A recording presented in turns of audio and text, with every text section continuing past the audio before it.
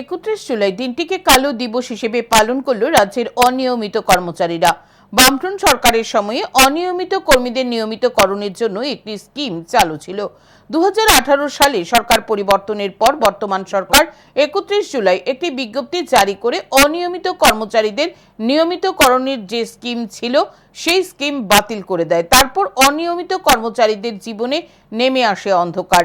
সেই থেকে 31 জুলাই দিনটিকে কালো দিবস হিসেবে পালন করে আসছে রাজ্যের অনিয়মিত কর্মচারীরা।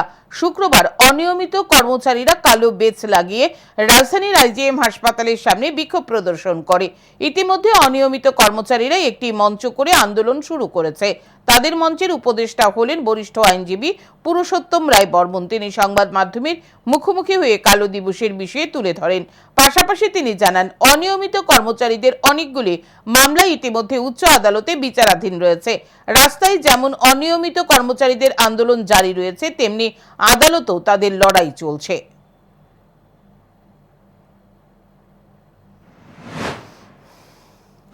রাজ্য সরকার অনিয়মিত কর্মচারীদের জন্য স্কিম করে উঠতে পারেনি। অর্থাৎ এই রাজ্য সরকার অনিয়মিত কর্মচারীদের বেমালুম ভুলে গেছে এবং তাদের যে যন্ত্রণা, তাদের নিয়মিত করার যে দাবি অধিকার, তাদের প্রাপ্য মর্যাদার প্রশ্নে রাজ্য সরকার সম্পূর্ণ উদাসীন, এবং শুধু উদাসীন বলাই যথেষ্ট নয়, তারা সম্পূর্ণ অমানবিক দৃষ্টিভঙ্গি গ্রহণ করছে।